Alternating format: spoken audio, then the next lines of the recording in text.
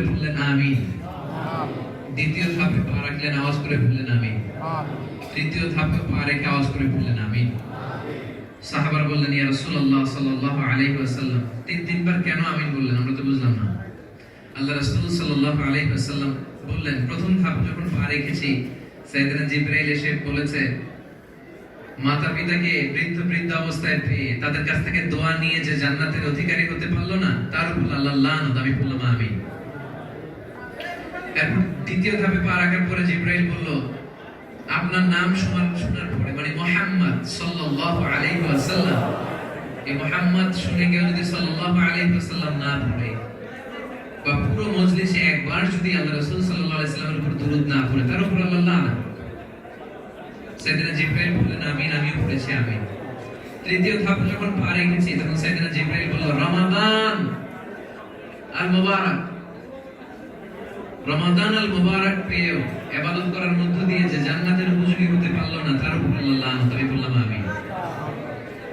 রমাদান পেয়ে যারা আমাদের নিজেদের গুনাহকে ক্ষমা করিয়ে নিতে পারলাম না, তাদের উপর যেন আল্লাহ লানত পড়ে, এজন্য বিশ্বনবী সাল্লাল্লাহু আলাইহি ওয়াসাল্লাম দোয়া করেছেন। এজন্য আমরা এই রমাদানে লুজার হতে চাই না, গেইনার হতে চাই। এজন্য কোরআন নাজিলের মাসে আমরা যেন কোরআনের সাথে সম্পর্কটা বাড়াই। সম্মানিত ভাইরা, সাইয়েদনা জিবরাইল আলাইহিস সালাম এই কোরআন নিয়ে পৃথিবীতে এসেছিলেন, এজন্য তিনি হয়েছেন পৃথিবীর শ্রেষ্ঠতম ফেরেশতা। রমাদান মাসে এই কোরআন নাজিল হয়েছিল, এজন্য এই মাসটা হয়েছিল পৃথিবীর শ্রেষ্ঠতম মাস। আল্লাহ রাসূল সাল্লাল্লাহু আলাইহি সাল্লামের উপরে কোরআন নাজিল হয়েছে, তাই তিনি হয়েছেন পৃথিবীর শ্রেষ্ঠতম রাসূল। আমাদের উপর কোরআন নাজিল হয়েছে, তাই আমরা হয়েছি পৃথিবীর শ্রেষ্ঠ উম্মত। আমাদের মধ্য থেকেও আমরা যদি কোরআনের সাথে সম্পর্কটাকে বাড়াতে পারি, তাহলে সে হবে পৃথিবীর শ্রেষ্ঠতম মানুষ। তো এই রমাদানে আমরা যেন কোরআন কেন্দ্রিক হই, আমরা যেন কোরআনের তেলাওয়াত করি, পাশাপাশি মাতৃভাষায় যেন কোরআন বুঝবার চেষ্টা করি এবং তাদাব্বুরে কোরআন করি, আন্ডারস্ট্যান্ডিং অফ দ্য হোলি কোরআন আমরা যেন বুঝবার চেষ্টা করি। কারণ যা বলা আল্লাহ সব বলে দিয়েছে। নতুন করে আল্লাহ আকাশ থেকে কিছু পাঠাবে না। আওয়াজ করে বলেন, পাঠাবে না। যা বলার সব আল্লাহ কোরআনে বলে দিয়েছে। তাই আমরা যেন এই কোরআন নাজিলের মাসে কোরআনের সাথে সম্পর্ক বাড়াই। বিশ্বনবী সাল্লাল্লাহু আলাইহি ওয়াসাল্লাম ইরশাদ করতেন যে সালাসু দাওয়াতিন মুস্তাজাবা লা শাক্কা ফীহিন, তিন শ্রেণীর দোয়া আল্লাহ কখনো ফেরায় না। তিন ব্যক্তির দোয়াকে কবুল করে নেয় কে? আল্লাহ। এর মধ্যে এক শ্রেণী আছে দাওয়াতুস সাইম, রোজাদারের দোয়া। কার দোয়া? রোজাদারের দোয়া, মানে আপনাদের দোয়া। আপনারা কি সবাই রোজাদার? আপনারা দোয়া করলে কবুল করে নেবে কে? আল্লাহ। যেই দোয়াই করবেন আজকে কবুল হয়ে যাবে, বিশ্বাস হয়? একটু সন্দেহ লাগে বোধহয়, আওয়াজটা তো অনেক ছোট হলো। বিশ্বাস হয় সবার? তো অনেকে অভিযোগ করতে পারেন যে হুজুর আপনি বললেন যে সাইমিনদের দোয়া আল্লাহ কবুল করে, কিন্তু কই রোজা রেখে তো কত দোয়া করছিলাম, কবুল তো হয় নাই। এরকম অভিযোগ আছে না নাই? আছে। তো আল্লাহ আসলে দোয়া তিনটা ক্যাটাগরিতে কবুল করে, তিনটা পদ্ধতিতে কবুল করে। পদ্ধতি নাম্বার 1, আমরা যখন আল্লাহর কাছে কিছু চাই বা দোয়া করি, আল্লাহ সাথে সাথে কবুল করে। ইনস্ট্যান্টলি আপনি চান, পেয়ে যান, আপনি খুশি হয়ে যান। Category number 1। ক্যাটাগরি নাম্বার 2, আপনি যখন আল্লাহর কাছে দোয়া করেন, আল্লাহর কাছে কিছু চান, আল্লাহ সেটার সাথে সাথে কবুল করে না। আল্লাহ একটু সময় নেয়, একটু দেরি করে কবুল করে। আল্লাহ বলে লেটার অন, ওয়েট, সাবর, ধৈর্য ধারণ করো, কবুল করব কিন্তু একটু দেরি করে। কারণ খুত্তাতুল্লাহি আ'যামু মিন খুত্তাতিক, আল্লাহর প্ল্যান আপনার প্ল্যানের চেয়ে বড় না ছোট? বড়। কখন কোনটা আমারে দিলে আমার জন্য ভালো, এটা আমার চেয়েও ভালো জানে কে? আল্লাহ। যখন আমার জন্য ভালো তখন তিনি দেন। ক্যাটাগরি নাম্বার 3, তিনি সাথে সাথে দেন না, তিনি দেরি করেও দেন না। তিনি বলেন I have a very better plan for you, তোমার জন্য খুব ভালো একটা প্ল্যান আমার আছে। ইন দ্য হিয়ার আফটার, আখিরাতে যেদিন কেউ কাউরে চিনবে না, বন্ধু বন্ধুকে চিনবে না, স্বামী স্ত্রীকে চিনবে না, স্ত্রী স্বামীকে চিনবে না, পীর সাহেব মুরিদকে চিনবে না, মুরিদ পীর সাহেবকে চিনবে না, দলের নেতা কর্মীকে চিনবে না, কর্মী নেতাকে চিনবে না। ওই কঠিন দিনে ওই দোয়ার বদৌলতে আল্লাহ আপনারে মাফ করে সেদিন বাঁচিয়ে দিবে। তাহলে এই যে এতদিন আল্লাহর কাছে চাইলাম, দোয়া করলাম, লাভ হয়েছে না লস? লাভ হয়েছে না? এজন্য আমরা বেশি বেশি দোয়া করব। আমরা চাইবো একজনের কাছে, তিনি কে? কেউ যেটা পারে না পারে কে? কেউ যেটা দেখে না দেখে কে? কেউ যেটা দেয় না দেয় কে? আমি প্রায় বলি যে সবার চোখকে ফাঁকি দেয়া যায়, কিন্তু ফাঁকি দেয়া যায় না একজনের চোখ, তিনি কে? আওয়াজ করে বলেন তো, পুলিশের চোখ ফাঁকি দেয়া যায় কি যায় না? আপনারা কি বলেন? সুরতা না? সুরতা? সুরতারে ভয় লাগে? আমরা আসলে পুলিশকে যতটা ভয় পাই ততটুকু ভয় আল্লাহকে পাই না, ঠিক কি না? পুলিশকে আমরা এত ভয় পাই। আমরা যে ইশারাতুল মুরুরে যতটা ভয় পাই, আল্লাহর ততটা ভয় পাই না। এই যে দেখতেছিলাম আমরা আসতেছি, কোনো গাড়ি নাই, জাস্ট রেড সিগন্যাল, গাড়ি স্টপ। তার মানে কি ভয়টা পাই?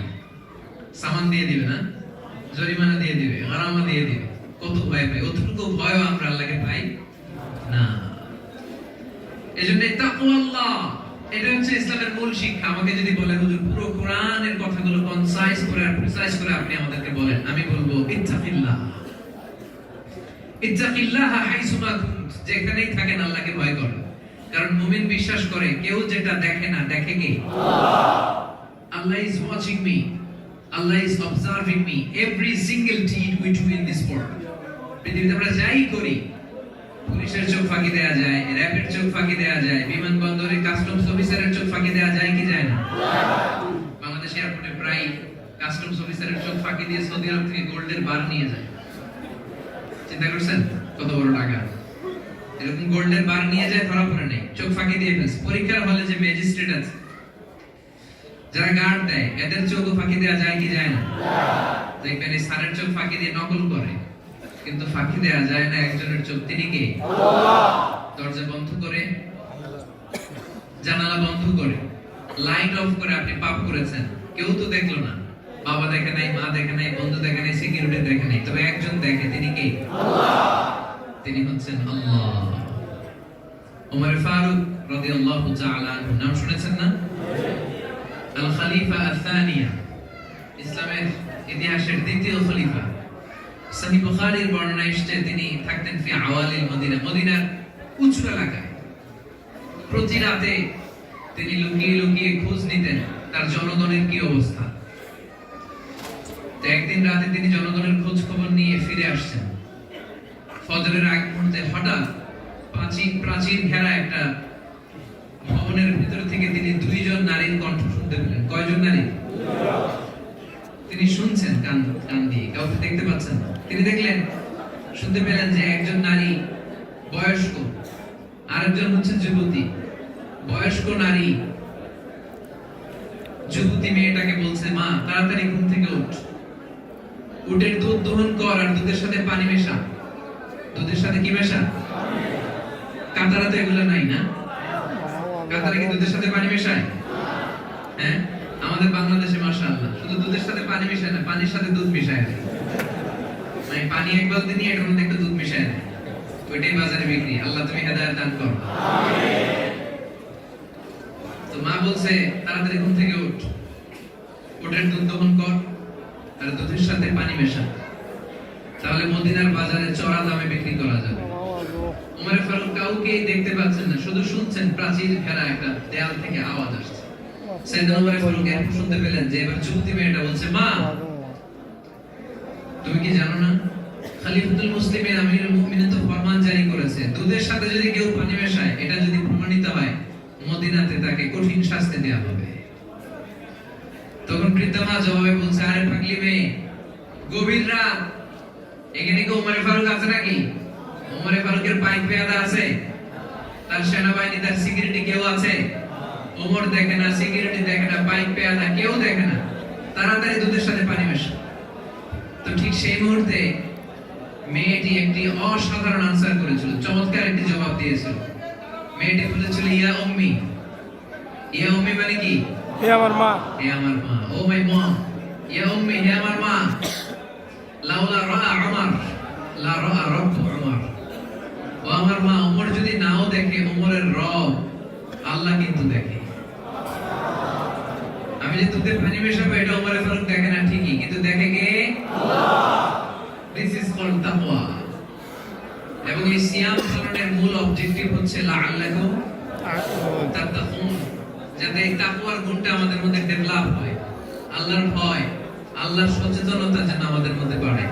এই যে বাংলাদেশে আমাদের এত মারামারি, এত কাটাকাটি, এত হিংসা, এত দুর্নীতি, এই যে খাদ্যে ভেজাল দেয়, মাছে ফরমালিন দেয়, ওজনে কম দেয়, মাদ্রাসার প্রিন্সিপাল মাদ্রাসার ছাত্রীর শ্লীলতা হানি করতে চায়, এরকম ঘটনা অহরহ বাংলাদেশে আছে না নাই? আছে। The lackings of taqwa, এটা হচ্ছে তাকওয়ার অভাব, আল্লাহর ভয় আমাদের মধ্যে নাই। ওই যে বলছিলাম, সূরটাকে যতটুকু ভয় পাই তার অর্ধেক ভয় আল্লাহরে পাই। ইশারাতুল মুরুরে যতটুকু ভয় করি, আল্লাহকে তার 3 ভাগের 1 ভাগ ভয় আমরা করি না। এজন্য সিয়াম পালনের মধ্য দিয়ে আমরা আল্লাহর ভয়টা যেন বাড়াতে পারি। আল্লাহ তুমি তৌফিক দাও, আওয়াজ করে বলি আমিন। বলছিলাম যে আমরা আমাদের জীবনে যত দোয়া করেছি, দোয়াগুলো কবুল করেছে কে? আল্লাহ। এজন্য দোয়া করলে লাভ না লস? বিশ্বনবী সাল্লাল্লাহু আলাইহি ওয়াসাল্লাম ইরশাদ করেন, দুআউ মুখুল ইবাদা, দোয়া হচ্ছে ইবাদতের নির্যাস। আপনি সালাত পড়লেন, আপনি জিকির করলেন, আপনি সিয়াম পালন করলেন, কিন্তু আপনি দোয়া করলেন না, তাহলে আপনি আসল নির্যাসটাই হারালেন। আরেক বর্ণনায় আল্লাহ রাসূল সাল্লাল্লাহু আলাইহি ওয়াসাল্লাম বলেছেন, দুআউ হুল ইবাদা, দোয়াটাই ইবাদত। এই যে আমরা হাত তুলে আল্লাহর কাছে চাই, কিংবা হাত না তুলে আল্লাহর কাছে চাই, এই চাওয়াটাই ইবাদত। আওয়াজ করে বলেন, এই চাওয়াটা কি? ইবাদত। ইবাদত। এজন্য সালাতের শুরুতে এই চাওয়া, এই দোয়া, সাপ্লিকেশন, এই প্রার্থনাকে আল্লাহ অবধারিত করেছেন। এবং সালাতের শুরুতে আমরা যে সূরাটা পড়ি, এই সূরাটার আরেক নাম হচ্ছে সূরাতুদ দুআ। সূরাতুল ফাতিহার আরেক নাম কি? সূরাতুদ দুআ, মানে প্রার্থনার সূরা। কেমন করে আল্লাহর কাছে চাইবো, কেমন করে ফরিয়াদ করব, এই সূরার ভিতরে আছে না নাই? প্রতিদিন আমরা এই সূরার একটা আয়াত দোয়া হিসেবে পড়ি। আমরা বলি ইহদিনাস সিরাতাল মুস্তাকিম, সবাই পড়েন ইহদিনাস সিরাতাল মুস্তাকিম, মানে ও আল্লাহ, show us the right path, show us the correct path। ও আল্লাহ, আপনি আমাদেরকে সোজা সরল পথ দেখান। তাহলে দোয়াটা এত গুরুত্বপূর্ণ, এটা নামাজের ভেতরেও আমাদের প্রতিদিন করতে হয়। সম্মানিত ভাইয়েরা, আমরা অনেকে, আবার আওয়াজ বেড়ে যাচ্ছে না, আপনাদেরকে যে জায়গা দেওয়া যায় নাই, বসবার সুযোগ দেওয়া যায় নাই, অর্গানাইজিং কমিটির পক্ষ থেকে আমি দুঃখ প্রকাশ করছি। আপনারা বিষয়টা ক্ষমা সুন্দর দৃষ্টিতে দেখবেন। খুব অল্প সময়ের ব্যবধানে আমার এখানে কাতারে আসাটা কনফার্ম হয়েছে।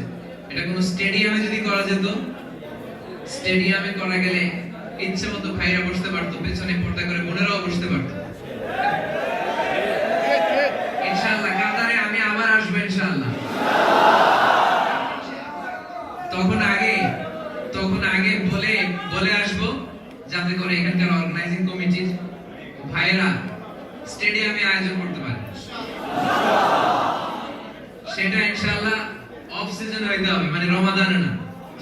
রমাদান না হলে আমি বাংলাদেশি স্টাইলে ওয়াজ করে শোনাতাম।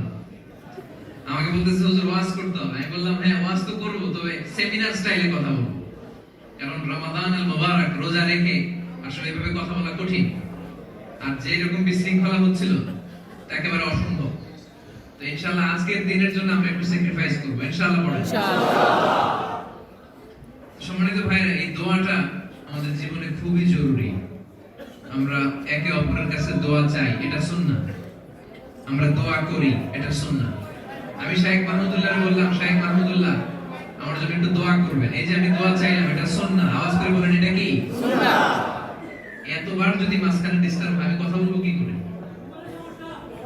কি সমস্যা? মোবাইল নামান, মোবাইল রাখেন। জি হয়েছে। এখানে সেন্ট্রালি এক দুজন ভিডিও করতেছে, এটা ইউটিউবে দিয়ে দেওয়া হবে। এই যে ভাই করতেছে, আপনি কোন চ্যানেলে? বাংলা সংবাদ লাইভ করতেছে, আপনি ইউটিউবে দিয়ে দিন, বড় করে দিবেন যে কাতারের ফানারে ধাক্কা ধাক্কি দেখেন সবাই। বাংলাদেশে সাভারে আমার একটা প্রোগ্রাম ছিল, সাভার নাম শুনেছেন? তো সাভারের প্রোগ্রামে এই দশা ছিল। এই যে এখন এই জায়গায় যে অবস্থা এরকম, এর মাঝখান দিয়ে আমরা নিয়ে আসছি। আমার মানে একেবারে শ্বাসরুদ্ধ হয়ে যাওয়ার অবস্থা। তো এই জন্য অর্গানাইজিং কমিটি যারা, ওনাদের আগ থেকেই খেয়াল করতে হবে যে অনেক বড় প্লেস নিয়ে আমাদের প্রোগ্রাম করতে হবে, যাতে করে এই ধাক্কাধাক্কিটা না হয়। তো অফিশিয়ালি আজকের এই প্রোগ্রামের এই কথাগুলো যেগুলো আমরা শেয়ার করছি আপনারা ইউটিউবে পাবেন। সো পার্সোনালি কারো মোবাইলে ভিডিও করার দরকার নাই। রোজা রেখে এরকম চিৎকার করে কথা বলাটা অনেক কষ্টকর। আমি কামনা করব যে আপনারা সবাই নীরব থাকবেন, যাতে করে আমি খুব সহজে আপনাদের সাথে যে কথাগুলো বলতে চাই, যে মেসেজগুলো শেয়ার করতে চাই, এগুলো যেন শেয়ার করে যেতে পারি। সো অফিশিয়ালি শেয়ার করা হবে, আপনারা কেউ ভিডিও করার দরকার নেই। আমি শেখ মাহমুদুল্লাহর কাছে দোয়া চাইলাম যে শেখ আপনি একটু আমার জন্য দোয়া করবেন। এই যে আমি দোয়া চাইলাম, এই দোয়া চাওয়াটা সুন্নাত। দোয়া চাওয়াটা কি? সুন্নাত। আবার আমরা যে একে অপরের জন্য দোয়া করি, এই দোয়াটা সুন্নাত। It's very powerful. দোয়া বাংলায় বলে প্রার্থনা, ইংরেজিতে বলে supplication, is very powerful and charismatic. এই দোয়ার এত কারিশমা, পৃথিবীর সবকিছুর দৌরাত্ম যেখানে শেষ হয়ে যায়, দোয়ার দৌরাত্ম কারিশমা সেখানে শুরু হয়ে যায়। যেখানে সবকিছু স্টপ, ওইখান থেকে দোয়ার খেলা শুরু। সুবহানাল্লাহ পড়েন। আমরা অনেক সময় শুনি না যে অনেক ক্যান্সারে আক্রান্ত রোগী, দুরারোগ্য ব্যাধিতে আক্রান্ত, ডাক্তাররা ফাইনালাইজ করে দিয়েছে এই রোগী 4 মাসের বেশি বাঁচবে না। এরকম শুনেন নাই? আমি শুনেছি যে 4 মাসের বেশি বাঁচবে না, ডাক্তার বলেছে। এরপরে ওই লোকটা 5 বছর বেঁচে ছিল। বাঁচিয়েছে কে? আল্লাহ। জীবন দেয় কে? আল্লাহ। মরণ দেয় কে? আল্লাহ। এটা দোয়ার বরকতে। এটা কিসের বরকতে? দোয়া। এজন্য আমরা যখন দোয়া চাই একে অপরের কাছে, বিশেষ করে আব্বা আম্মার কাছে। কার কাছে? আমাদের সবচেয়ে বড় পীর সাহেব হচ্ছে আমার আব্বা আমার আম্মা, ঠিক কি না? পৃথিবীর সব আইম্মাতুল মাসাজিদ, সব খুতাবা, সব আউলিয়ারা মিলে যদি এক গ্লাসের পানিতে ফু দেয়, আর আপনার আব্বা বিসমিল্লাহ বলে আরেক গ্লাসের পানিতে ফু দেয়, ওই পানিটা, ওই ফুটা মুহূর্তের মধ্যে আল্লাহর কাছে কবুল হয়ে যাবে। সুবহানাল্লাহ। এজন্য আমরা যেন একে অপরের কাছে দোয়া চাই। যেখানে সবকিছুর কারিশমা শেষ হয়ে যায়, ঠিক সেইখান থেকে দোয়ার কারিশমা শুরু হয়ে যায়। এবং এই যে আমরা আল্লাহর কাছে বারবার চাই, দোয়া করি, এটা আল্লাহ খুব পছন্দ করে। কিন্তু পৃথিবীর বুকে বারবার চাওয়াটা, সুয়াল করাটা পৃথিবীর মানুষ পছন্দ করে না। আমি যদি মানিক ভাইয়ের কাছে যাই, মানিক ভাই একটা বিপদে পড়েছি, একটু হেল্প করেন, মানিক ভাই হেল্প করলেন। পরের সপ্তাহে একই সমস্যা নিয়ে যদি আবার যাই, ভাই একটু হেল্প করেন, মানিক ভাই আবার হেল্প করলেন। এরপরের সপ্তাহে আবার গেলাম, ভাই একটু হেল্প করেন, মানিক ভাই কি বলবে? ঘটনা কি? সমস্যাটা কি? 3 বার বারবার একই ইস্যু নিয়ে আসে। তারপর মুখ লজ্জায়, চোখ শরমে উনি হেল্প করলেন। চতুর্থ সপ্তাহে যদি আবার যাই, হেল্প করবে না? লাঠি দিয়ে দৌড়ানি দিবে? দৌড়ানি দিবে যে পাইছেন কি মিয়া, হেল্প করে বিদায় কি সবসময় হেল্প করবার, বারবার আসেন কেন? তার মানে এই পৃথিবীতে কোন একটা বিষয় নিয়ে, কোন একটা ইস্যু নিয়ে কারো কাছে বারবার যাওয়া যায় না। কোন একটা ব্যাপার নিয়ে কারো কাছে বারবার যাওয়া যায় না। কিন্তু আমার আল্লাহ সুবহানাহু ওয়া তাআলার কাছে বিষয়টা একেবারে উল্টো। আল্লাহর কাছে কোনো বিষয় নিয়ে বারবার না গেলে আল্লাহ রেগে যায়। আর কোন একটা ইস্যু নিয়ে আপনি আল্লাহর কাছে বারবার চাইলে, বারবার কাঁদলে, বারবার ইস্যুটা নিয়ে আল্লাহর দরবারে হাজিরা দিলে, আল্লাহ ওই বান্দার উপর খুশি হয়ে যায়। সুনানে তিরমিজির বর্ণনায় আল্লাহ রাসূল সাল্লাল্লাহু আলাইহি ওয়াসাল্লাম বলেছেন, ইন্নাহু মান লাম ইয়াসআলিল্লাহ ইয়াগদাব আলাইহি। নিশ্চয়ই যে ব্যক্তি কোন একটা বিষয় নিয়ে আল্লাহর কাছে বারবার যায় না, কোন একটা ইস্যু নিয়ে বারবার আল্লাহর কাছে চায় না, ওই লোকের উপর আল্লাহ রেগে যায়। আর যে ব্যক্তি কোন একটা বিষয় নিয়ে, কোন একটা ইস্যু নিয়ে বারবার আল্লাহর কাছে চায়, বারবার আল্লাহর কাছে ধর্ণা দেয়, আল্লাহ ওই ব্যক্তির উপর খুশি হয়ে যায়। এজন্য আমরা কার কাছে যাব? আল্লাহ রাসূল সাল্লাল্লাহু আলাইহি সাল্লাম বলেছেন, ইদা সাআলতা ফাসআলিল্লাহ। যখন চাইতে হবে কার কাছে চাওয়া? নাকি খাজা বাবার কাছে? কেউ ফিরে না খালি হাতে, খাজারে তোর দরবারেতে। বাংলাদেশে এগুলো বলে না? এই কথা বলা যাবে না। চাইতে হবে কার কাছে? আল্লাহর কাছে। কেউ ফিরে না খালি হাতে, আল্লাহরে তোর দরবারেতে, সবাই বলেন কেউ ফিরে না খালি হাতে আল্লাহর দরবারে। এই পৃথিবীতে একটাই দরবার 24/7, ইংরেজিতে বলে 24/7, মানে সপ্তাহের 7 দিন, দিনের 24 ঘন্টা, মাসের 30 দিন, বছরের 365 দিন, সব সময় খোলা। চাইতে দেরি মুহূর্তের মধ্যে ডাক দিলে ডাকে সাড়া দেয় কে? আল্লাহ। তো ওই দরবারে না আছে আমরা কি খাজা বাবার দরবারে যাব? না। ল্যাংটা বাবার দরবারে যাব? না। কোন ভন্ডের দরবারে যাব? না। আমরা সব সময় চাইবো কার কাছে? আল্লাহর কাছে। হাদিসে কুদসিতে আল্লাহ বলেন, লাউ আন্না আউওয়ালাকুম ওয়া আখিরাকুম ওয়া ইনসাকুম ওয়া জিন্নাকুম কামু আলা সাঈদিন ওয়াহিদ, এই পৃথিবীর শুরু থেকে শেষ পর্যন্ত তোমরা সবাই, যত জিন আছে, যত মানুষ আছে, সবাই যদি আলা সাঈদিন ওয়াহিদ, এক বিশাল প্রান্তরে দাঁড়িয়ে যায়, আর দাঁড়িয়ে যদি আমি আল্লাহর কাছে চাইতে শুরু করি, আল্লাহ আমার এটা দাও, আল্লাহ আমার ওইটা দাও, আল্লাহ এটা লাগবে, ওইটা লাগবে, দাও দাও দাও, একের পর এক যদি চাইতে থাকে, আর আমি আল্লাহ যদি দিতে থাকি ইচ্ছা মতো, যার যা লাগবে সব যদি দিয়ে দেই, আমি আল্লাহর ধন ভান্ডারের 1 ইঞ্চিও কমবে না। সুবহানাল্লাহ। এজন্য কেউ যেটা পারে না, পারে কে? আল্লাহ। আমরা সব সময় চাইবো কার কাছে? আল্লাহর কাছে। মন খারাপ থাকলে চাইবো কার কাছে? আল্লাহর কাছে। মন ভালো থাকলে চাইবো কার কাছে? আল্লাহর কাছে। বিপদে পড়লে চাইবো কার কাছে? আল্লাহর কাছে। সুখের দিনগুলোতে চাইবো কার কাছে? আল্লাহর কাছে। ভিসায় সমস্যা, ভিসা হয় না, চাইবো কার কাছে? আল্লাহর কাছে। সব সমস্যার সমাধান করে দিতে পারেন একজন, চিল্লায় বলেন তিনি কে? আল্লাহ। এজন্য আমরা যেন সব সময় আল্লাহর কাছে চাই। এই দোয়াটা, এই চাওয়াটা এত পাওয়ারফুল। আল্লাহ রাসূল সাল্লাল্লাহু আলাইহি ওয়াসাল্লাম বলেছেন, আত-তাকদীরু লা ইয়ারুদু ইল্লা বিদ-দুআ। মানুষের তকদিরের কোনো চেঞ্জ নাই। মহাবিশ্ব সৃষ্টির 50,000 বছর আগে আল্লাহ সব ফাইনালাইজ করেছেন। তারপরেও এই তকদিরের কোনো বিষয় যেটা মুআল্লাক, মুবরামের চেঞ্জ নাই, যেটা মুআল্লাক, এটার কোনো কিছু যদি আল্লাহ চেঞ্জ করতে চান, এটা আল্লাহ দোয়ার বরকতে চেঞ্জ করে দেয়।